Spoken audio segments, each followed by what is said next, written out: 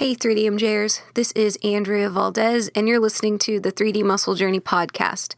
Before we dive into today's episode that is all about how we use our coaching skills to create individualized timelines for every one of our athletes, we'd like to remind you that it is never too early to start working with us. As you'll hear throughout this podcast, we prefer at least a year of collaboration with our competitors before they step on stage as a 3DMJ athlete.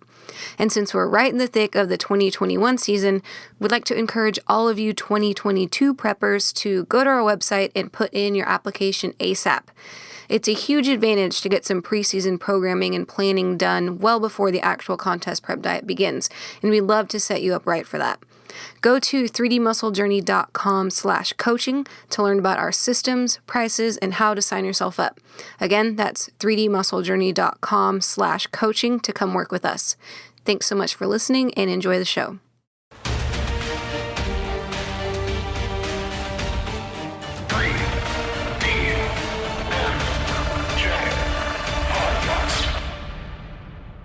All right, 3DMJers, we are back. I am joined by our two head coaches of the mostest, because they are both, I'd say, the most overqualified, because they have so much experience. I'm here, what I'm saying is, with the two oldest coaches. I'm here with Brad and Jeff. Jeff has now just turned 50. Everybody give him a round of applause, because not everyone lives this long. This is old. And Brad will also be crossing that finish line soon. And I'm very fortunate to be with these two distinguished, respectable gentlemen. Those are the nice ways of saying someone's old. And we're going to talk about how we help our clients, when they come to us, establish the timelines, both in the macro sense and also the micro sense. So gentlemen, my first question for you guys is about when you first have a Skype consultation. For those who don't know, that is kind of our first touch point with most of the people who decide to work with us. We generally recommend just doing a Skype consultation. Real quick shameless plug, if you do a Skype consultation, it's a one-on-one call, lasts generally 60 to 90 minutes with one of our coaches, and it is right there that we'll build the program with you and figure out what you want to do. And it replaces the startup cost if you end up working with us week to week or bi-weekly. So anyway, I'm going to start with you, Jeff, as the birthday boy. When you've got someone who has come to you and they are planning on competing sometime in the future, and they ask you, hey, when should I, start my contest prep? When should I be in a surplus? When should I be in a deficit? What are some of the things that you need to know to help that person make those decisions? That's a great question, and thanks for all those nice old comments. That makes me feel even more special. All adjectives. But yeah, on a serious note, I think the big thing is just seeing, like, visually where they're sitting as far as their physique. How we're looking, how much muscle mass do they have, how long have they been training. As far as within that time span, how well structured it is. Like if it's been consistent, it's had a good system to it. And then kind of seeing also too, like what nutrition has looked like, as of recent, and also like deep into the history, to see if there's enough, I would say, wherewithal as far as how to handle nutrition. Yeah. And, how much dieting experience they have. So in a sense, just kind of getting a sense where they're at with those things. Also, I like to talk about and ask as far as like life, like what their lifestyle's like, work, relationships, that type of thing. Also, not to get overly personable, but, sometimes like understanding like financially kind of where someone's at too, because it's not a cheap sport. I think oftentimes we're like, hey, I'm going to do this bodybuilding thing. I want to compete. It's kind of expensive to do shows. You factor in, entering shows, the entry fees, polygraph tests, travel. If you have to travel somewhere to a show, you factor in flights, rental cars, that type of thing. And also coaching, the food itself can be expensive, supplements. So, if someone's a broke college kid, it might not be the right time, because obviously that can create, some extra stressors there. So I just like to really just dive deep into a lot of the context with the individual, and, based off of like the things that we do here at 3D Muscle Journey, as far as an educational standpoint, but also just using my experience as well, because, I've been prepping since the early 90s. So I've kind of seen a lot, and I kind of know what it takes from a mental capacity to kind of endure like a contest prep. So those are some of the things, and I'm sure Brad has some that I'm probably missing. Yeah, Brad, same question to you, man. Yeah, Jeff hit. He forgot because he's almost as old as me. Yeah, because I'm almost 50. Yeah. I don't really have a whole lot to add on to Jeff, because Jeff kind of hit the high points there. And a lot of I'm sure we're going to touch on more in depth as we kind of continue talking. But yeah, Jeff hit it on the head. Context is really what we need, and like Jeff, I'll a lot of times spend the first between 20 and 30 minutes of the call just listening to the person. I'll ask them a list of about probably between 3 and 5 questions, and they're doing all the talking, and then from that point there, we can kind of start formulating a like you said, Eric, kind of a macro cycle, kind of in a macro sense, how we're going to go about, our whatever it is really, and then kind of go backwards from there down to, the meso and the micro, kind of level as well. But it's sometimes it's really, you got to spend a good amount of time listening to the person and kind of get to know them in a way. And sometimes that's not always easy. I had a client today that, and there's nothing wrong with this, but sometimes people are just quiet. They're kind of stoic, and they're kind of hard to, you have to really pull information out of them. And that's kind of what we need, to get these timelines and these macro level, meso level type, timelines kind of figured out. So that we can utilize all these principles and then customize it to each individual client. No, you guys that was a perfect start to this conversation, because you guys have identified like a number of doors that we should open and kind of help the reader understand what's in there. The reader, you're definitely listening. But maybe you're the old guy. Yeah, I'm actually approaching 40. Apparently, I'm hitting those early onset Alzheimer's markers a little earlier than the rest. But no worries. There's new medical treatments for that coming out. Anyway, so one thing I want to pitch at our next 3DMJ meeting, because I've seen some other very well-known coaches doing this online, is they actually give everyone the same plan. So they just have, like, everyone is on 1,800 calories if they're a biological male. And then for women, it's 1,200 calories. Everyone does daily cardio. And then it's pretty much just a body part split. And I was thinking, how much time would that save us, guys? Don't respond yet. Just think about it. Just planting the seed. We'll come back to it. It might be a really good way to maybe upskill or at least upsell people. Okay, in all seriousness, Jeff, there was something you touched on that I really like, because I don't think it's something we've touched on before, that we have to consider where the person is at in terms of their nutritional knowledge and competence. Not just like, where's their body fat at and what do we have to do? Because I think a lot of people in this space, they often have assumptions about what level of knowledge, and not just knowledge, but like familiarity, application, and comfortability. Like maybe they know how to track macros, but they're white knuckling it all the time. I find those are things that I can sometimes make an error with. Like when I get a Skype application, and I don't do Skypes as often as you guys, but I'm thinking back to when I was doing them regularly. You'll see someone, they'll give you your macros, you'll see pictures, and already you start to kind of formulate a plan of like when I'm going to, okay, they're 40 over, so this next season, probably not the one. And okay, good, they're open-minded about that, sweet. So I'll pitch them 2 years from now. Okay, here's their macros currently. Here's what they're looking like. Okay, cool. And then when you talk to them, you might have to revamp that entire plan because of their lack of familiarity or the skill level you thought they would be at is not there. So let's open that door first. Jeff, how do you go about assessing how much time someone's going to need before they can give you the information they need, be accurate, and also not be stressed out by the process?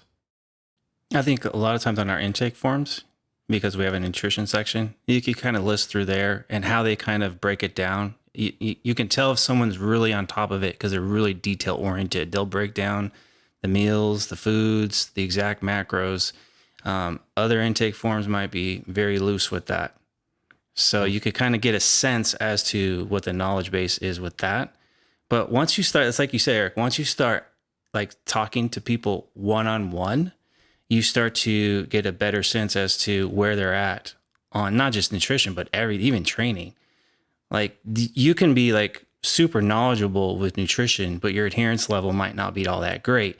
Then the question is, why isn't the adherence level aren't all that great? Well, then once you start breaking down and asking the lifestyle questions, then it opens up a whole nother world. Like, okay, there's a lot that has to be worked on as far as like adherence and figuring out why the adherence isn't all that great and finding ways to improve it. Because obviously when you're contest prepping or whatever you're trying to do as far as changing your physique, I mean, that's a huge part, is being able to manipulate your nutrition. And so a lot of times it's like just really kind of asking questions like, how do you handle your day? Like, what's your day look like? Like from the time you get up to the time you go to bed, like, what does that look like? What time do you get up? What time do you train? What time are your meals? Things like that. Not in the sense I'm trying to make them robots, but just kind of getting a sense how they flow their day. And, you know, someone who's a creature of habit will do kind of the same things day in, day out, day in, day out. They're the ones that are more consistent and they have better adherence. And the other people, they're a little bit like, well, some days I didn't hear, some days I'm doing this. Some days I miss meals. So it's in a sense like 9 times out of 10, for me as a coach, it's all about creating a structure and a system that this particular person has a better chance of succeeding in. And that can look very different from one person to the next. And that's why it's so important, like Brad was talking about, like that first 20, 30 minutes, sometimes even longer, just really getting to know how a person ticks. Mm-hmm. Yeah, that makes a lot of sense. And to kind of expand on that too, sometimes when you're talking to the person, you can tell that they're very knowledgeable about nutrition and they have a lot of skill. And there's certain cues that you can pick up on where, while they are very knowledgeable, they don't feel like doing it. And so sometimes, like I remember vividly talking to a client that, I mean, they knew their stuff. They were Alberto type sharp on being able to recognize what the macros were in certain dishes, you know. And I was like, okay, well, that's good, you know, and we can utilize that for each of your meals. And then through further discussion, it was like, well, I only eat 1 or 2 meals a day because I don't really feel like calculating all that stuff for, you know, 3, 4, 5 times a day. And right then the red flag was raised in my mind. Oh, okay, this is a person that is very knowledgeable, but they're not really optimizing because they don't really feel like doing what they're doing. So then it's my job to kind of make it back down a level, get what we need and eliminate what we don't, so that we can make it easier on this person. So you kind of have to read between the lines and pull out of these people when either maybe they do know their stuff, they just don't feel like doing it, or they find it a pain. You know, it's like the bane of their existence. And then there's those people that you do have to actually, you know, educate them on what it is that they need to record and when the time is right to do that. Mm-hmm. So Brad, that's an interesting case that I want to explore a little more. So you've got someone who is not tracking macros as an example, but has, and maybe they're at a phase where you'd prefer them to do that, but you're assessing, well, I know that's going to come at a cost. You know, like if I do have them do what I think is best and ideal for this scenario, that is going to add stress, and clearly because they're not currently doing it, even though they know how. Mm-hmm. So assuming this is someone who is going to compete, when do you typically think about in that scenario where you would have someone actually become a little more tracking oriented, a little more detail oriented, and actually go, yep, I'm going to ask you to incur some of that stress to do some things you don't want because it is the right time? I think some coaches might just go, I need the data. You're doing it now, even though maybe they're 3 months out from starting contest prep. You know, they need that baseline. And maybe that's the right decision in some cases, maybe not. But it sounds like to me, you're thinking about the cost of doing something. So what's the calculus there? Yeah, that's a great question, because you know how many times it amazes me that the answer to that very question, it lies in the client. They have the answer. It's just that they don't know it yet, or they haven't thought about it in that certain way, you know? And so there's where it's kind of like more questions. Okay, here's the two ends of the spectrum, you know, on the far, far, far left is where we're at now. We can calculate macros to the letter, but we only want to do it once a day. And then we've got to the other end of the spectrum. Okay, optimally, we want to get 3, 4, maybe 5 meals a day while still having all of our macros calculated perfectly. We got to find a middle ground there. So let's start bouncing ideas off of each other. That's where I usually, a lot of times, will find the answer to that question. Maybe we can do this. Maybe we can have one standard meal, Jeff's crispy egg whites, 2 pieces of plain toast, you know, and some water. And then that'll be our standard meal. And then our other meal will have our flexible dieting or our calculating our macros or something like that, you know. Will that work for you? Well, that would work for me, but I think I would rather have it for my dinner, you know. And you usually end up finding the answer to that question, you know, through just bouncing ideas of each other, brainstorming, whatever you want to call it. And that's folks, usually what I do, Eric. Like when we're on the call, it's just basically just create, like with that specific person, it's like I'm going to formulate a structure together and try to like basically assess pros and cons to each aspect, whether it's setting up protein, carbs, fat, whatever. It's like, okay, where's this person, in theory anyways, based off of our conversation, where am I going to get the best adherence? Where there's the least amount of stress on their end. And then once you get that structure set up, then of course from there, you have to be reactionary. You have to run it, and then you have to make changes. And that's where the feedback loop comes into play. Because we can, I look at the muscle and strength pyramids as okay, this is what I'm trying to base things off of. Let's implement something if we can based off of that. But then from there, it's like, okay, we just got to see how this person responds to what we're doing and make the best assessment, best adjustments based off of that. And that's where I've seen the most success is being, let's say, more reactionary versus trying to be proactive all the time. Like always having things planned ahead in advance. Like you can base it on theory, but you just don't know until you actually run it. No, I think that's really well said. And I think it highlights something that you both mentioned. But first, we're not going to actually put this in the midway cut of the podcast where Andrea promotes something, but do check out the upcoming meal book. It's a new PDF. It's all the best recipes, and it will include that one we mentioned earlier, the crispy egg whites with plain toast and water. And for other 3DMJ hits that are just whetting your palate, that's going to be on the horizon too. So check that out. It'll be only $5.99. But anyway. But in all seriousness, oh my gosh, you were on a roll, my man. I'm just in a weird mood, and you get to both benefit and suffer through that. So yeah, what you both talked about was intimately involving the client in the discussion, and I think that's really important because if we're talking about their stress levels, if we're talking about adherence, and we're trying to find like the pathway of the best return on investment, then they need that buy-in. So by having that conversation, by going through that 20 or 30 minutes where you're listening and creating that individualized structure, Jeff, it sounds like you guys are setting up the highest probability of initial success.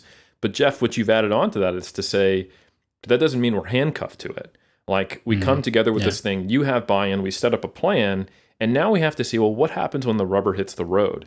So let's talk about what the proverbial road is and what are some of the things that might alter that type of game plan, once you've kind of set it up and kind of keeping it on that topic of the level of precision or detail in the nutrition plan specifically. Can I touch on something first real quick? Of course you can. If you got another recipe, I know please you'll remember what you just said because you're not 40 yet, but I'll forget what I need to say because I'm 50. Jump on it. So when I'm setting up someone's structure, it's not just, hey, I'm talking with this person, I'm going to give in to everything that they feel like they could adhere to. There's also times where I have to kind of explain to them, we're going to have to maybe do something that you might not like or it's uncomfortable, but the only way to get better at times is to get yourself uncomfortable to get more comfortable. So that might mean, okay, hey, I need you to eat X amount of protein, because this particular person is just eating way less protein. They need to bring it up. So I might have to encourage them to eat more and say, okay, this is what the target that we're trying to hit. So just want to say, it's just not, hey, I'm going to buy in to everything, or give in, I should say, to everything that, an applicant or a client or athlete wants to do. But there is times where, you have to make yourself a little uncomfortable. Well, Jeff, if I may, I think that's a really good backdrop. You may. You're this conversation. So formal. Oh, my goodness, so formal. Well, let me just say that I think the backdrop of what you're saying is saying, hey, as a coach, I understand the constraints of the sport, right? I know what must be done in order for us to get in shape and to be successful. So I can help you do that. Because you can see, like, if the client brings you something to the table and that's their current comfort zone, and you can see, well, that directly conflicts with what your goals are. That's where you can that's a conversation generator, like, hey, I'm not willing to track. Anyway, I'd like to get striated glutes and get a pro card in my first show. It's like, well, I understand how you feel. Here's how that's going to be a challenge, and now let's start that bargaining process. So I think that's a good addition you added to the conversation, so people understand that this, collaborative, reactive process of trying to find that path of least resistance doesn't mean that we're just trying to get information out of the client and going, okay, now we're going to do exactly what you want. So I think that's very helpful. Right. All right. Because a lot of times the reason people are seeking coaching is because what they've been doing up to that point hasn't necessarily brought success. 100%. So 100%. Okay. So with that, I forgot what you were saying though. What you said before that, I forgot. Oh, I don't know either, man. So I'm almost 40. So yeah. So okay, we've got the idea of we get our best shot at a successful plan based on that collaborative process, and understanding, like you said, that we will have to step outside of the comfort zone of the individual, sometimes based on the demands of their goals and the demands of the sport. And then also, we are making reactive changes, or you could even call that auto-regulation based on what happens. So the question I had was, and I'll kick this to you first, Brad, is what are the main things you're looking for once you go, all right, Skype's over, here's your plan, check back in with me, and like, what is your eyeball going to be on in terms of their check-in? Yeah, exactly. That's the road you were talking about, right? Now we're traveling down the road, and what does that road look like? Because the first thing that I always see is I see their sheet, right? I've got their sheet. We got all these instructions and all these plans and goals and everything. Here's your trackers. That's the first thing I see. So if I see on there that they weren't compliant with the plan, right? Either A, they didn't track what I needed them to track, or B, they tracked everything, and these little markers, these projections that we made were supposed to happen, they not only didn't happen, but they were way off, right? Immediately we got a problem, because like Jeff was saying, okay, we came up with this plan, this middle ground between optimal and what the person can do. We're going to have to shift more towards optimal, and then there's usually a lot of conversation that has to happen. Okay, I know you want your pro card. I know you want your striated glutes. Maybe now we need to evaluate how badly do you want those things, right? Because there's always a cost. I mean, this is an extreme sport, and in order to get those kind of things, there's going to be some sacrifice. How much are you willing to sacrifice? And so then we got to kind of start moving from kind of where we were in that middle ground between optimal and kind of sustainable more toward the optimal side, right? But then there's the opposite. There's the opposite where it's like, okay, well, you know what? I don't see anything here except they're meeting my projections. You know what I mean? Everything that we said, while I don't see the data, the projections are happening, and if we see the physique, we can kind of see, okay, the numbers are matching the physique. And while it's rare, that's something that a coach kind of oftentimes has to, gosh, how should I say this? The coach has got to... Brad, just to clarify, so you mean someone who maybe they didn't track the data that you wanted them to do, but they're hitting the projections in terms of their change in body weight and stuff like that? Okay. Exactly. And especially a data-driven guy like myself, I had to let go of the numbers. You know what I mean? Because this person can clearly execute the plan without having to do all of that menial tracking of things and showing me what's happening. You know what I mean? And so there's a lot that happens once we do start getting on that road. And those are just kind of two examples. And kind of the latter example there, I don't have the data, but they're meeting the projections. Then I just give them basically just broad coaching. I'm like, okay, you know what? Eat less food.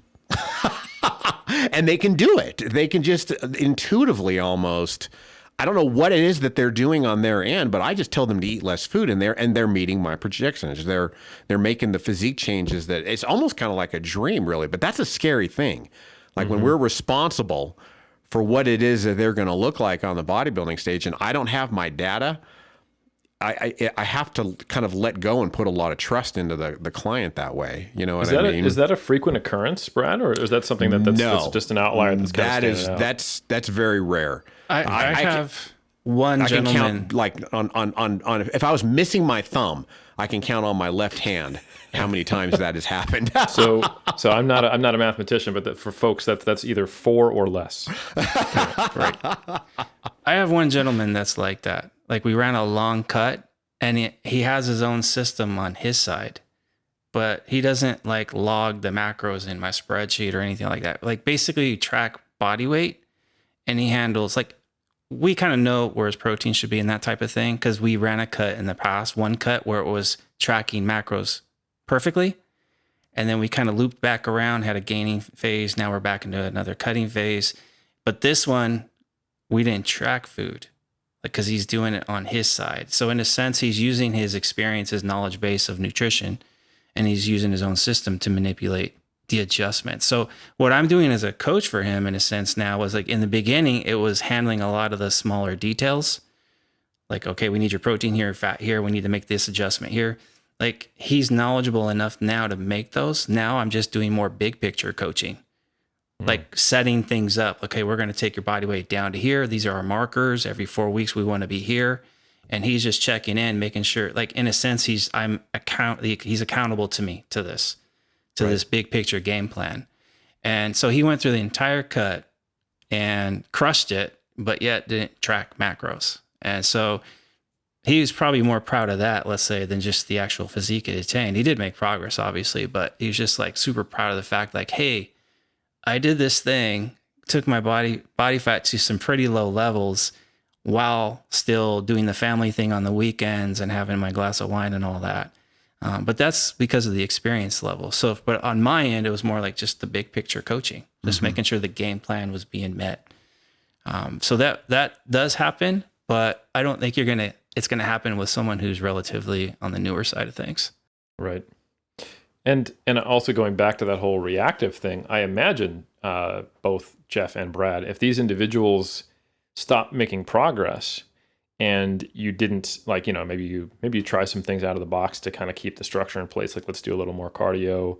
And, we can try, changing some other things in your life to increase NEAT. But if we had stalled, I imagine there probably would have been a conversation around, maybe we need to actually look under the hood here.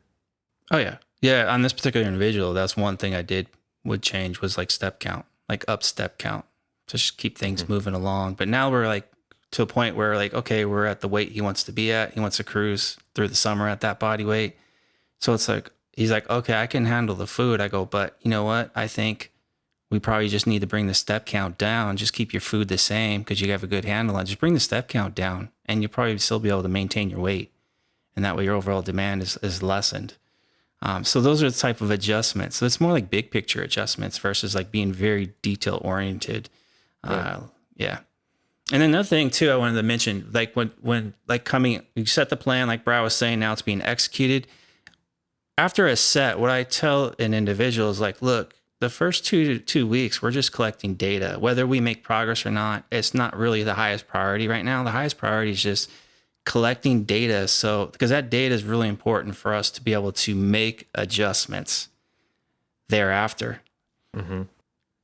So I think like in the early stages, when you're kind of letting someone loose with the game plan, just kind of reassuring them that, it's okay if you're not perfect, because it's going to take probably a good 2, 3, 4 weeks to even just get used to some new protocol. Because keep in mind, coming to a coach, wherever the coach is, I'm sure it's going to be much different than what you're used to doing.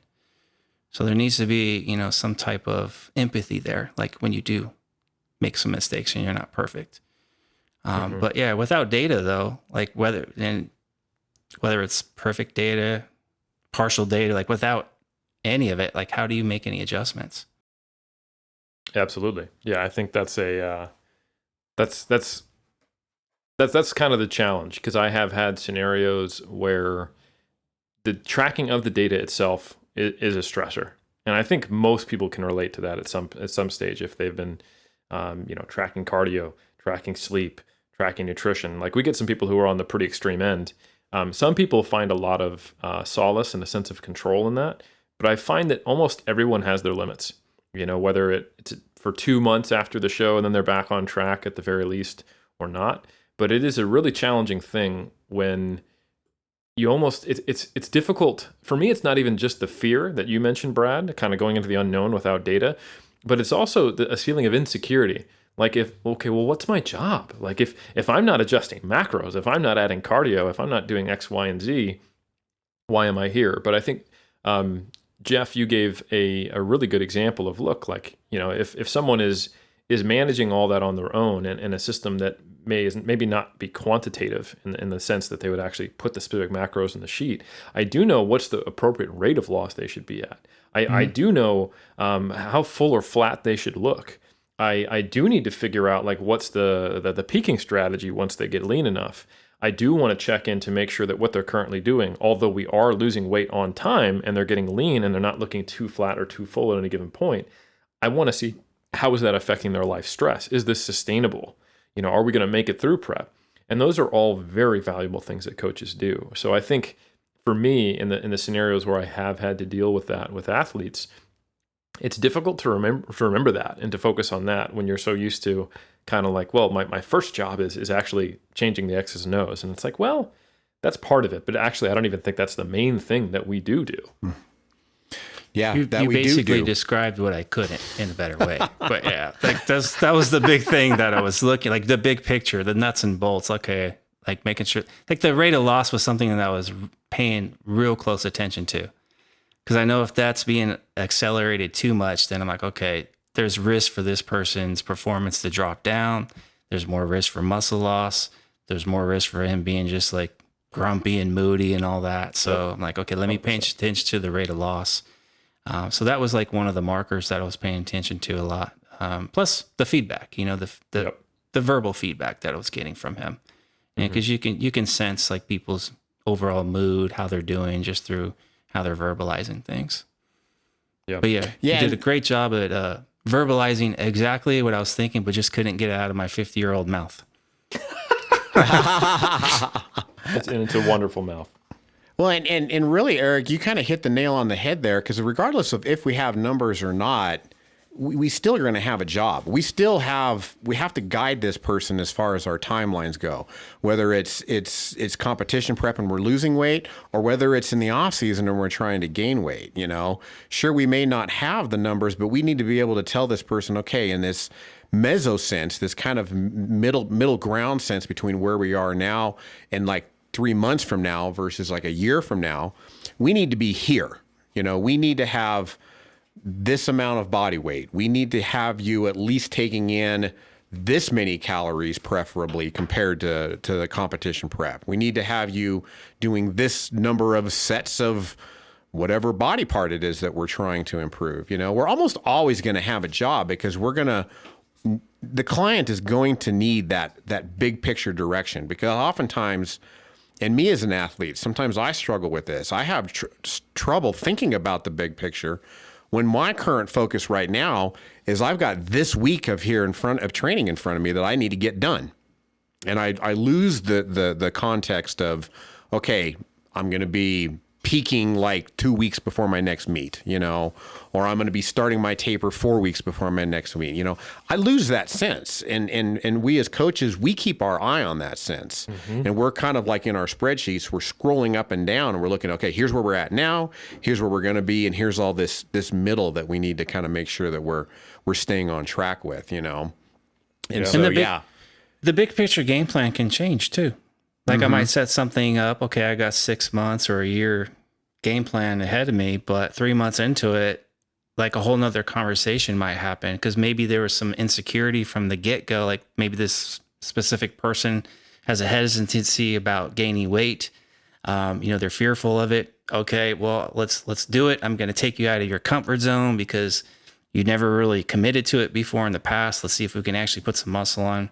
Then as they go through the process, they get maybe a little more comfortable with what they're seeing. And now, okay, instead of, hey, we're going to gain for 3 months and maybe just maintain for a little bit there, so you're comfortable. It's like, okay, after 3 months, you're like, hey, nothing bad happened. I'm actually improving in the gym. I like things the way you're looking. So hey, let's keep it going.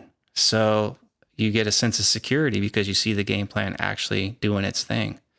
So big picture game planning, that needs to be revisited every so often, like talking about like goals and where we're at currently, and do those goals need to change, or the trajectory towards the goal needs to change. It's probably a better way to say it. Well, and that goes right to my here's another shameless plug. I wrote a blog on my biggest my feedback loops from my client that influences my coaching decisions, and what my coaching mantra is that you got to keep in close communication with what are the goals. When do the goals change? When is there doubt that we're not moving toward the goal? You know what I mean? Because oftentimes this is something that I wrote down. I like to try to convey to the client that whatever you're thinking that you're going to be spending this current phase, it's going to be longer. Think longer. It always goes back to, okay, as soon as you think that you're shredded enough to get ready for the bodybuilding stage, you need to be more shredded. Whatever time frame it is that you think that you need to get ready for the bodybuilding stage, add a month. Add 6 weeks, it's going to be longer. And so a lot of times I try to convey to my clients and my athletes kind of the same sense, almost in all directions. You know what I mean? If you think that you need to run X amount of a bulking phase, let's get you to a point to where maybe you actually do feel like you're a little bit fat. You know what I mean? Let's get you out of your comfort zone, like Jeff said.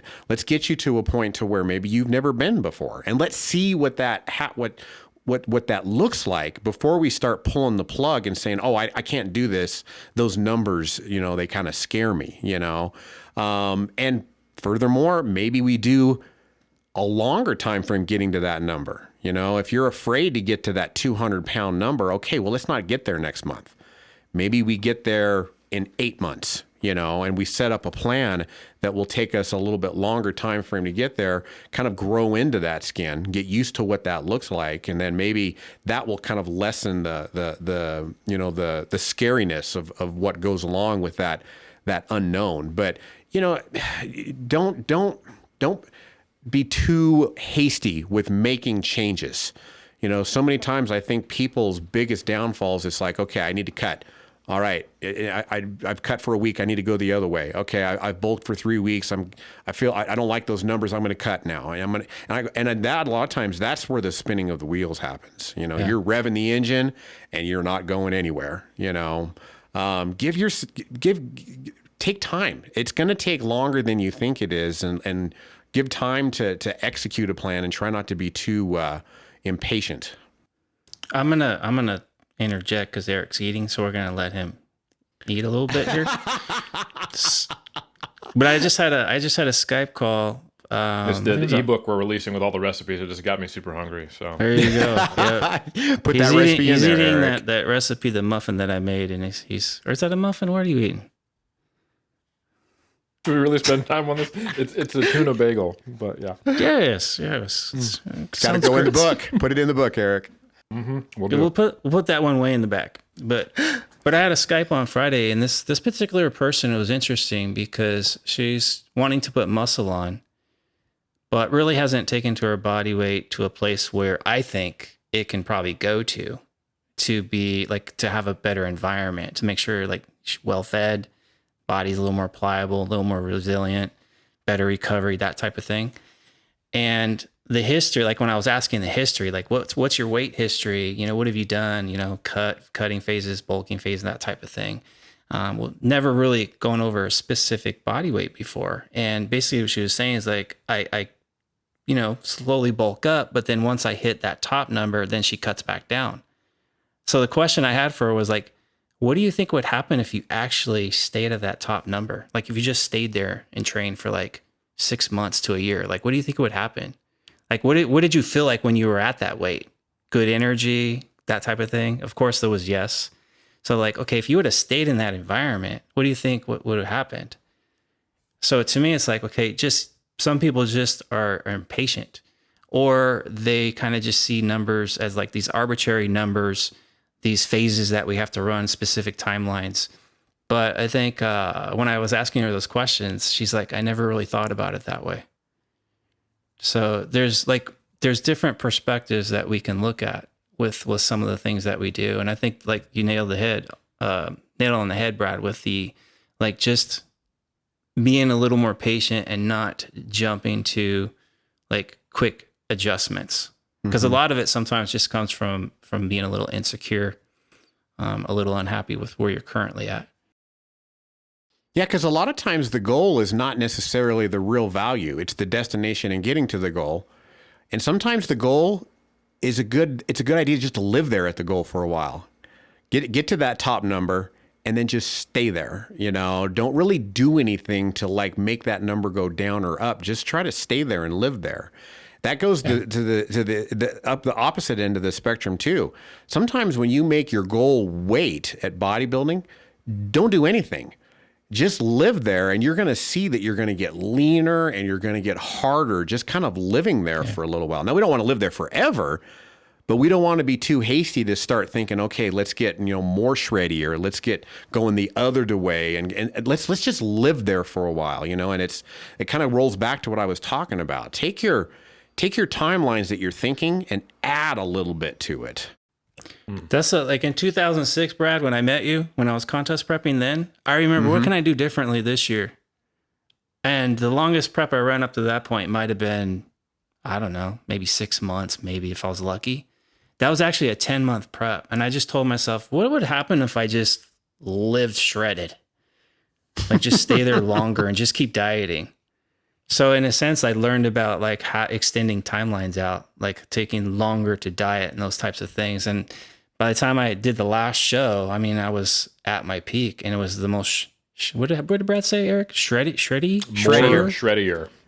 Yep. More shreddy. I was more shreddier. I can't even say that right now. I was more shreddier. Yeah. Basically. Yep. I love it. Now there's a lot of goals you guys have touched on here. I think, to dial it back a little bit, but then to loop in what you just talked about, when you give a client a big picture outcome that you want them to get to, and not necessarily get in there and turn every dial for them and say, hey, in X amount of time, when we get back on topic and we have a meeting, I'd like to see your body weight here, and I think that's a really useful strategy, because now the client needs to figure out how does that fit into their lives, and whether they're successful or they're not, you'll be able to see what were the pain points, what were the barriers, what did work, and then if it was successful, what did you end up doing? What's worked for you? And that can give you a lot of insight into where you want to go in the next stage. So that's one of those things where you're empowering the client instead of just telling them, hey, do X, Y, and Z to get to that point. And you're finding out like what type of structure fits them best, what is individualized for them, which is something you guys have both highlighted to be very important. And I think by giving them an outcome that they need to get to, ironically, it forces them to focus on the process instead of you having done them that for them. And it becomes a very good learning process. And like you said, Jeff, maybe not for someone who's an absolute first timer who doesn't even necessarily know what levers to pull, but for people who do have the knowledge and they have enough experience, getting them to play with different combinations of levers can help them find a more individualized approach. And that's something that almost by definition we as someone else can't really figure out for them. We can give them feedback, and we can, take a look at what they did and see what didn't work, and bring, new levers into the play that they might not have thought of. Like you mentioned with your client who was like, yeah, I know I need to be in cyclical phases of gaining weight and cutting. And that is true. And I know I need to, like, here's where I start to get a little uncomfortable with my body weight at this body weight. So then I cut. You were saying, well, it's not just about getting to the weight. There's also something to be said for maintaining the energy availability and the environment of what it took to be at that weight, which was a perspective that she didn't have. So I think that kind of highlights to me the interaction between having the client get exposed to learnings and going through their journey, like you guys talked about, but also giving them opportunities in a controlled way that is likely to succeed to push them outside of their comfort zone. Because if they only have a narrow set of things that they're willing to do, then we have a narrow, confined outcome that we know we're going to get that probably won't be better than it has been previously. So it's this interesting thing where we are individualizing based upon what their stressors are and what's going on in their life, but also acknowledging that to build resilience in someone, you have to expand that circle. Because people who really, really just focus on, I only do what I'm comfortable with, that circle tends to shrink over time, which is not helpful. People get too set in their ways. And I think it's our job as coaches to, like you guys said, keep our eye on the big picture, keep our eye on the timelines, keep our eye on the goal, because it's very easy to get focused on the here and now when you're living in the skin of a competitor. So that was all really, really good stuff. I think we have lived a little bit in the outliers in this discussion thus far, which I think is helpful for kind of painting the edges of the picture. Like if it's a coloring book, now we have the lines. But let's bring the coloring in a little bit and start actually, coloring this picture book, if you will. Brad, you talked earlier about you might have a client who gives you no data, but is hitting the targets. And you can have other clients who give you data, but they're not meeting the targets. And I would say that second scenario is probably the more textbook situation, right? We took a stab, not in the dark, but we took a stab in the dim based on the information we had from this relatively new client. And things did or didn't go that way, or the way we had hoped. So what are some of the things you're looking at from that perspective in your more kind of typical scenario? What are your key variables that you would be modifying a timeline on, or just making adjustments based on after that initial contact point? Yeah. Oh, that's a good question. Modifying the timeline, right? Because I mean, how often do we come back and we do see, okay, you know what, they did exactly what it was that they wanted to. We've got the data, and guess what? It didn't work. I mean, that happens. That happens sometimes. Whether there was a kind of a fly in the ointment in kind of our pre-start data that we were doing, or maybe the client thought that this was the case and we based everything on that, and it didn't work, right? Well, this is kind of rolls back to what I was talking about earlier. It's always better to have more time, than not enough time, because at that point there, we can just kind of say, okay, well, you know what? No, it didn't work. But at this point here, we've got this great data. Like Jeff was saying, if you've got like 4 to 6 weeks of data, well, you know what? It sucks. It is what it is, but at least we know what it is. And here's what we're going to do now moving forward. We got to adjust this. We got to take food down. We got to increase steps, if we're looking for weight loss. If we're looking for the other way, it's like, okay, well, you know what? We thought that you could get away with being full at 4 meals. Guess what? Now we got to get a 5th one. Now you got to be more full. Now you got to do whatever you need to do to kind of get going, the scale going up, But it kind of all boils down to give yourself enough time, because the worst thing is that, okay, we just set out for this first 6 weeks, and now we've only got 21 weeks and we got 30 pounds to lose. Because now, okay, you're really attached to this goal. And here's where we're going to kind of flip over that coin, and we're going to say, you know what? We don't have time to do what you want. If you really want this goal, and I can't talk you out of it, here's what we need to do. And this is when we got to kind of start saying, okay, now we got to say, you got to hit this fat. You got to hit this carbs. You got to hit this protein. You got to hit these steps. You got to hit this cardio. Now let me prepare you. It's going to suck. You're going to have to embrace the suck. We got to lose 2 pounds a week. We got to hit these certain markers, and we do need to start thinking about the actual micro of you need to do what it is that I'm telling you to do, you know? And so then it's at that point there, can you stick with it? You know, because if you can, great, we're good. We're probably going to achieve the goal, or we're going to come close to it. If you can't, we got to adjust the goal. We got to have that real conversation. We got to start thinking at a new show. We got to start thinking, pull the plug on this prep, start at square one, look at a show, you know, a year or so down the road. You know what I mean? So I think I answered the question there, but we've kind of got we're starting to fill in the outer edges of the coloring book, you know, and starting to work in toward the middle, I feel like. Well, yeah, I think it actually connects really nicely to what Jeff said, is that the long-term game plan can change. You know, you might go into it thinking that you have a certain level of motivation, that here are your maintenance calories, that if we go to this calorie intake and this amount of cardio, we'll lose fat nicely. And I remember this, I was a victim to this for like multiple seasons in a row, to where I was like, look, I'm tracking my macros. I know that if I drop them by 800, I'll be losing a pound a week, because there's even some buffer there because I'm not in a huge surplus. And as you guys know, my body tends to be relatively thrifty in both ways, especially when I was younger. I could eat a lot, but then I'd have to cut calories more than expected to lose steadily.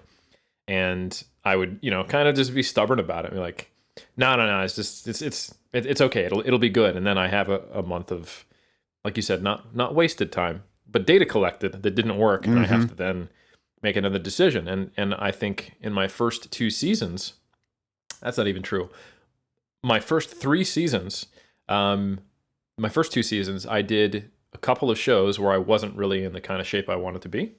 And I remember 2009, both the Silver and Black and the NGA California, I was not in the shape that I wanted to be. But I had them planned and I did them, and I was just kind of wishing on a star. And then in 2011, I actually skipped doing the first show that I planned and waited until August. So that's the type of thing that I think if I was less self-directed and I'd been working with a coach and someone could give me that objective eye and keep an eye on the timeline, they would have said like, something's got to change. You know, the timeline as it stands right now, you're not going to be ready for the show, at least ready for the standard that you want. So what are we going to do about that? And I think those conversations are important. And that's when you do reevaluate the big picture plan. That's when you do decide, okay, what level of uncomfortability are we going to get? And those are 2 different levers you can pull. You can say, hey, can we just delay the show? Or maybe that doesn't work for your life. Or maybe length of prep is something that's more stressful than just kind of going a little harder, and you're fine with that. And I think that's another example of how the same scenario, someone being behind and needing to push harder, could result in 2 different outcomes. Pushing harder and being okay with that, if life and them physically can handle that, or simply just changing the timeline. So it really does depend. Like, these timelines are not like, you know, when people ask us, how long should contest prep be? How long should my massing phase be? What's the appropriate body comp to start prep at? All those things, like, we do have generalized answers for them, and we do have best practice. But as you can see, there are multiple scenarios where different brain in the same body produces 2 different outcomes. I was just going to say experience level too. Like, yep. Like this scenario of like, okay, we only have X many weeks left, but we have to lose this much. We need to go faster or harder. Well, where's the experience level on this person? Like, I have one particular athlete right now. It's his second prep. I couldn't make the aggressive adjustments I'm making with him now with his first prep. Otherwise, he would have lost his shit. And then basically I have to think about, okay, how is that going to impact this particular person? This adjustment I'm making, how's it impacting them now? How is it going to impact them down the road? And when it comes to like a health perspective, and not just physical health, but also like mental and emotional health too. Like if you're just running someone into the grounds their first prep, like, okay, you only have so many weeks left, you're trying to get them shredded. You just run this person into the ground. What's the aftermath of that? This inexperienced person, you know, and not just like the person, but there's also people around them, you know, they have family, relationships, jobs. Yep. So I take all that I take into consideration. And if I have to make a judgment call, like, I don't think this is in your best interest for me to push you to get super shredded this season for X, Y, and Z. And this is the reason I'm doing it, because I'm thinking about how your next prep's going to be. And that's where you're going to see more of the fruits of your labor.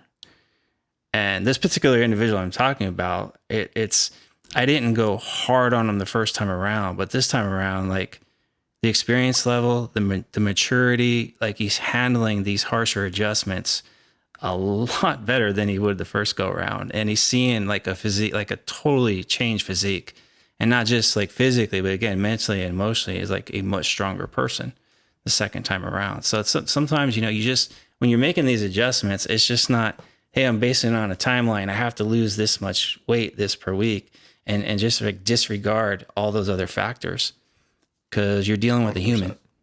100%. That's well said.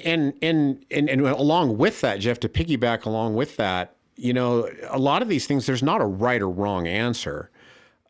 And part of the right answer is, I mean, we have the experience to know the outcomes a lot of times because we've lived it, you know?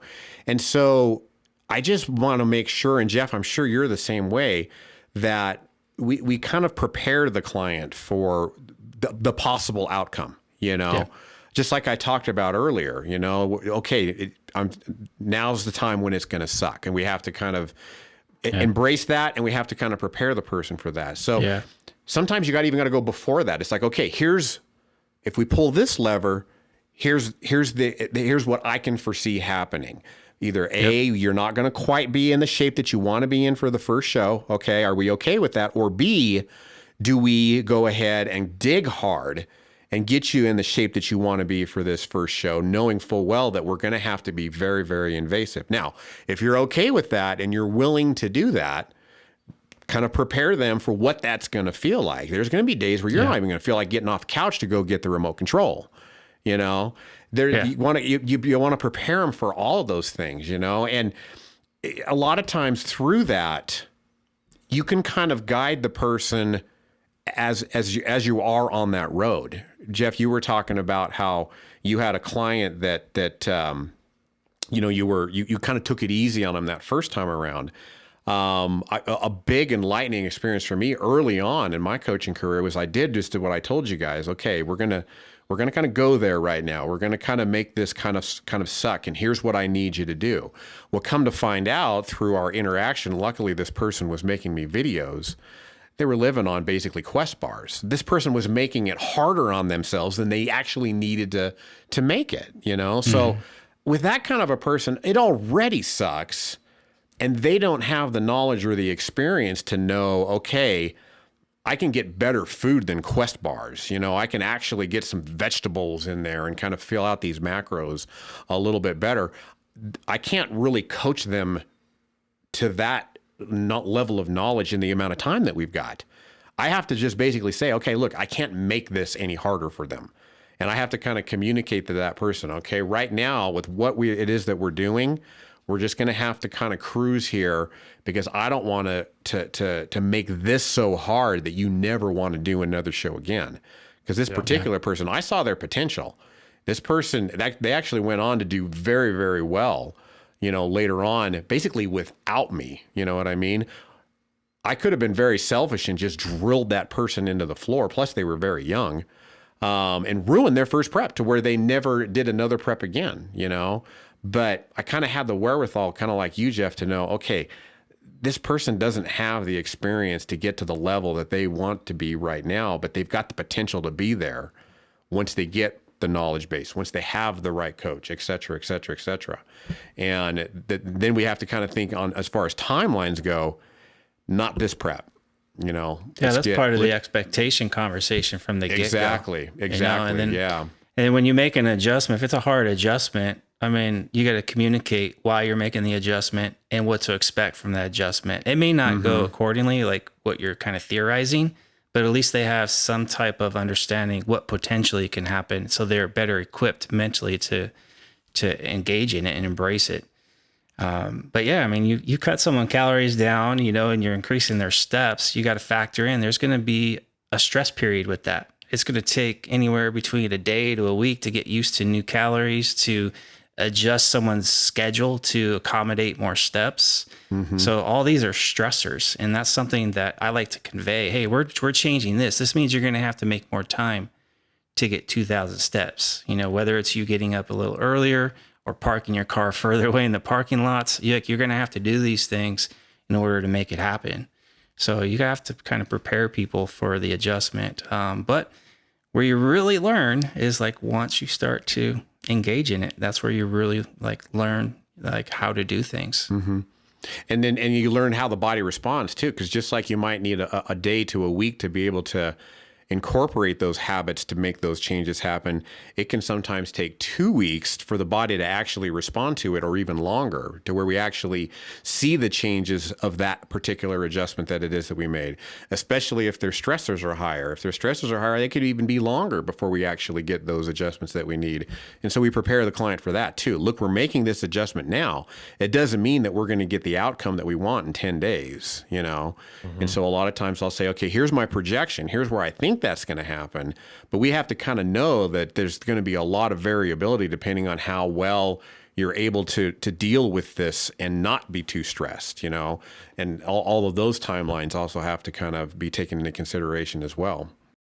Yeah, that's a tough one. When you were digging someone for a finite time period, and I think that kind of goes into our discussion on timelines as well. Like I would often say, hey, like, all right, insert name of client, we're going to take the next 3 weeks and we're going to go pretty hard. I find that's a very useful way for them to be focused for that time period, to understand this isn't just the kind of standard way it's been. I need to be on point. And it also gives them a sense of, and I'll be okay, because this is limited. It won't be here forever. This isn't the way prep's going to be forever. I'm not living here. Yeah, exactly. But then to also, sometimes with certain bodies and certain mentalities, and it's kind of impossible to separate the two, where you don't see that progress in any kind of quantifiable metric, or even sometimes they look worse visually through that process. That's something you have to prepare them for as well, because that can lead to the plug getting pulled far too early, because they go, oh, we did something extreme, and I started looking worse, and the scale went up. And I think I always go like, look, here's what's going to happen. Like I'm taking your fat and your carbs down a whole lot, so you're going to eat a whole lot more vegetables. The weight of your food might even increase. You're also probably not going to have as frequent of bowel movements as we bring your overall calories down. You're going to be moving more, and you're still going to be training hard, and you're not going to be eating as much. So you're going to be pretty stressy and retaining a lot of water. You're going to be sorer than normal, and you're just going to kind of look like, as Berta would say, you got jumped in an alley. So yeah, you could be getting leaner. In fact, mathematically, it's almost impossible that you're not, but we are not going to see it on the scale, and you might even look worse. And even if you are getting leaner, you're going to be flatter for sure. So the overall visual outlook, it's probably not going to be there. So collect the data, but I want you to really just kind of ignore go through your posing routine. Don't look at the video afterwards, just send it to me. Step on the scale, put it in your spreadsheet. But basically, even though we're focused on a digging phase and focused on progress, I don't want you to think about progress for this week. Just know that it must be happening. Look how little you're eating. Look how much you're moving. And I think you could give someone the same timeline and you could base it off the same decisions. But like you both said, if you don't prepare them mentally for what's coming, or give them the right perspective, that timeline might get aborted before you even get to see it through. Yeah. Like if you're digging, you're like to expect to be tired, expect to, like you said, to be sore, like all these things, like that's in a sense, I kind of frame it as that's what we want. Because that means what we're doing is actually doing what it's supposed to do. There's relief at the end of the tunnel though. Here comes some refeeds. Here comes a diet break. Like all of a sudden, okay, everything clears out. Basically, like I always talk about, supply and demand. Demand's so elevated, supply is down. Now we just flip the switch, turn it around. And all of a sudden, a person's like, oh my gosh, I feel so much better and I look great and I'm happy. I'm getting ready to shred again. Let's do it. Yep. That's well said. So we've started, we did some detail work in our coloring book in this episode. And now I want to take us way back. It's a good thing Brad and I got glasses on too while we're coloring. That's a good thing. Yeah. You guys don't even know what you'd be coloring if you didn't have it. So now we're going to paint in the sunset, because we're going to be kind of ending this episode on a topic that I think is pretty important. And I think on a bigger picture item, when in your guys' mind is it, if ever, appropriate to have someone compete in back-to-back years, and what needs to be in place for someone to be competing multiple years in a row? It's something that I rarely do with my competitors unless it's something, well, let's put it this way. It's something I have done semi-regularly with my competitors, but it's not because I want to, but because I know it's a must for them. Are there ever times when it's not just because the competitor's like, no, I want to compete every year, that you guys are okay with someone or even think it might be a good idea to compete in back-to-back years? That's a hard question. I think if I was answering this question a few years back, I would have been like, I'm going to try to talk most competitors out of competing every other year. And I think now that I've gotten older, I'm 50, and my thought process, well, I've been training for so long, I can do this every year now. And realizing the way I'm looking now, like, I think the way I was thinking about it is even more reinforced because I'm seeing my physique, even at 50, still look pretty damn good. Like, there's no need for me to compete every single year. And I know what it does to me physically. Once I'm done with the contest prep, I'm pretty wrecked. I'm pretty fatigued out physically, mentally, and emotionally. And even this year, in the early stages of the year, I was trying to compete and I was just having a hard time mentally staying on point. I was kind of falling off. Weekends come. I'm like, the goal just was like kind of in the back of my mind. Monday, okay, yeah, let's go again. Weekend comes. I'm like, So I knew I'm not fully committed. Physically, I felt okay, but it was just more mental. I think I was just tired from 2019 competing, plus pandemic and all that. But I think I'm hoping, anyways, personally, like I can just show people, like even in the latter stages, 40s, 50s, you can still make some improvements or compete on a high level, and you don't necessarily have to do it every single year. You can still take time off to recoup, to re-energize, to recharge. So it's not something I think as far as like, because I used to think like the older we're getting, the more years we have, the more advanced our physiques are, we can get away with competing more frequently. But I still think like, you only have so much battery life. And every prep you do, like this is how I think I've talked with Brad about this, like every prep I've done, it's almost like a little bit of my battery goes down and I put myself on a charger, but you don't get back to 100%. It's like, oh, it's 99. It didn't go all the way to 100. And eventually, like iPhone, you got to turn that thing in because the battery just doesn't last as long as it used to. So that's kind of how I've been thinking about it lately. Like, so you're an iPhone 7 is what you're saying, basically. I don't know what this is. This might be I don't know. I think it's an 8. But anyways, it's like, what are we on, i12, i15, whatever we're on. But yeah, that's kind of my thoughts on it. And really, to be honest with you, well, I guess first of all, I have to think, okay, there's in my world, there's kind of like power lifters and there's bodybuilders, right? And so power lifters, they can probably compete every year, once Absolutely. a year, I think that goes without saying, but nonetheless, I said it. So, it's out there. You're okay, power lifters. You can do your local championships every year if you want. Yeah.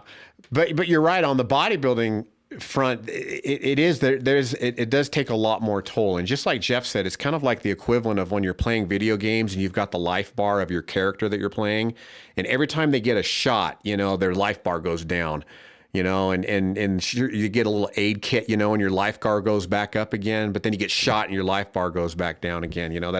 That's kind of what it feels like, with every prep. It's like your life bar goes down a little bit and it doesn't quite get full again, And to answer your question, Jeff, it really anymore, it's if I'm going to have a person compete year after year after year, I'm going to do it because they want to do it. And really, that's the only exception. And even then, I'm going to talk them out of it.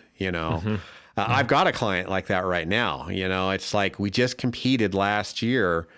To make the best progress as a bodybuilder overall, we need to get that life bar filled back up again, But this particular client, they just love competing. They love the competition aspect, so much of it.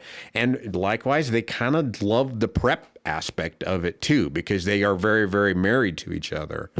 And so that's the time that I am going to say, okay, let's compete again. It's your goals above all else. But like we talked about earlier, I'm going to prepare them. You might look the same this year as you did last year. You may even look a little worse. We got to kind of prepare kind of the worst case scenarios. But anymore, Is there even a requirement, like after you win your pro card, I was that just you gonna have to say gonna get that, your pro? yeah, I was gonna- Do you have to compete as a pro in the first year afterward? Well, that's just it. If there's some feds where you earn pro status, then the requirement is you got to compete in a pro show the same year or within a year to maintain that status. So, and if that's the case, then I'm trying to find shows that are really clumped together. Like, okay, hey, you got the pro card. Let's find a pro show like right now. Get it out of the way, so that way you're good for 2 years. Because again, you want to recharge your batteries. Like that's what we want to do in most cases. Because we've got. Go ahead, Brad. Well, I was just going to say we've got both data points. You know, we've got Berto, who won his pro card in July, and in August he did his first pro show. And then I think if I remember right, Berto had some sort of an exemption where he didn't have to compete in 2 years because he had that injury with his sciatic nerve. And I think he could wait 3 years maybe. Don't quote me on this, but I know that he got that done right off the bat. He hurry up, got his pro card, and that way he could take his time off to fill up that life bar. And if I recall correctly, like he won. Well, I better not quote myself. Better not go down that rabbit hole. But he did. He was noticeably better when he came back as a pro, as opposed to me. I won my pro card, waited the 10 months or 11 months, basically got into my very, very, very short off season, got back into prep, started losing again, and I didn't look as good in 09 and my pro debut as I did in 08 when I won my pro card. So. Just wanted to reinforce with a little bit of a history and call it anecdotal evidence what Jeff was saying. I like the idea of the way Berto did it. Hurry up, get it done so you can refill your life bar. Yeah. So what Berto actually did is he got pro card in July, and then in August he went and competed as a pro. The Mid-America, placed last, got out of the way. And yes, his next pro show his pro debut was in 2011, and he did a really good job. And that was more than at the time the 2 year compete every 2 years. I think it was and often is the rule. And sometimes it's fine print is, or you can just stay current with your fees, and if you have a reason. But this is a consistent issue that I think bodybuilders run into. The requirement to compete every certain amount, and then the realities of life and the realities of the sport itself. Just how much of it takes out of you. And, to go back to what you guys were saying, I think bodybuilders love to just be focused on pretending they're robots competing in a sport. And they think of, okay, well, how much time does it take to make progress at a high level? Well, longer than maybe than 6 months. So at the very least, I should be competing every other year. And that's a thing that most people agree on. And then you will see the argument then, well, therefore, like you were saying, Jeff, once I'm really not making much progress anymore, once I'm in that, late 40s, been lifting weights since I was a teenager kind of stage, then I compete every year. But that almost ignores the human element of, it's not like prep isn't an innocuous intervention. It's not nothing. Even if you don't need to make progress, you do need to actually get your mind and your body right before you go through the process again. So I think those are all really good points, and I'm exactly on the same page. I don't think that it makes a lot of sense for natural bodybuilders to compete back-to-back years almost ever. However, if I'm working with a pro who's at a very high level and they want to say defend their title, and they also just happen to be someone who combination of they walk around relatively lean, just kind of habitually. They don't have that tough of a time dieting. They don't take that much of a hit, emotionally or physically. First, I'll say incredibly rare scenario, not very common, but I wouldn't have an issue with that. And we see this sometimes. Like a Philip Ricardo Jr., who the only reason he doesn't do the Natural Olympia 1 year is because he gets deployed because he's a Marine, or something like that. So those are the rare animals, and that's why you see people who are multiple time world championships, won under the belt in back-to-back years. But I think that sets almost an unrealistic and even counterproductive example to the rest of us mere mortals. Mm-hmm. I was going to say, it's like, I think it's experience too, right? So a lot of these guys are well advanced, they're older, they've been in the trenches, they've competed for years, so they know themselves really, really well. But a lot of times the competitors we're working with, we're coaching, they don't know themselves really well. And that's why they need a coach. So that's what we're trying to teach them, is to get to a point where they can be self-masters in a sense. And, more or less, when you get to the level we're at, we kind of know more or less how much we can tolerate and how much we can take. So I've learned for me now, like, okay, I thought I can compete or try to compete every year because I have all that muscle and hey, let's enjoy the fruits of my labor now. But man, it does take a toll. And I would say even it's actually harder for me older because my body's not as resilient as it once was. I think mentally I'm stronger, but the physical aspect, not so much. So it's very demanding to go through a contest prep. And I think it definitely needs to be like periodized. Yep. Well said. Awesome. Well, I think we've covered a lot of ground all over the place, but eventually we got this beautiful picture painted. Or colored at least. Is there anything else the two of you want to talk about regarding timelines or considerations when developing them before we sign off on this one? You know what? My list, I've got them all crossed off. So I have really nothing else to add, which is rare. Usually I always have one thing on my list that I want to talk about, but you know what? Not this time. That totally speaks to our age right there, Brad, having a list and crossing things off. and it's on a notepad, not on his cell phone. No.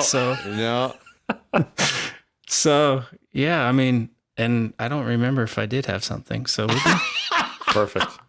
Well, now that Brad is done engraving his list with his chisel and hammer on his stone tablet, I think we can be finished. I just want to say a huge thanks to both you, Jeff and Brad, for all of the insight that you've learned in the years of being a competitor yourself and also working with others. Thank you to the listeners. And we hope this helps you understand what to take into consideration when you decide at what point should you compete, at what point should you not compete, what your timeline should be, and how to plan it all out. So thank you so much for your time, and we'll see you next time. What's going on, 3DMJers? Eric Helms here. Thanks for listening to our podcast. I just want to take a second to tell you about MASS, Monthly Applications in Strength Sport. This is a monthly research review that I put out with Greg Nuckols, Dr. Mike Zerdos, and Dr. Eric Trexler. We cover the most up-to-date, peer-reviewed research in the world of strength and physique sport that's directly relevant to your practice as a coach or an athlete. We provide our reviews in written format, but also, since you enjoy our podcast, in audio roundtable reviews where we discuss the research in depth. Finally, we also do video concept reviews where we cover a broader topic in video format for your learning. For fitness professionals, you can take quizzes on MASS content and earn continuing education credits for most of the biggest certifying bodies in the fitness industry. If you want to sign up and get a subscription, head over to 3dmusclejourney.com and click on the Products tab. Thanks for your time, and thanks for listening.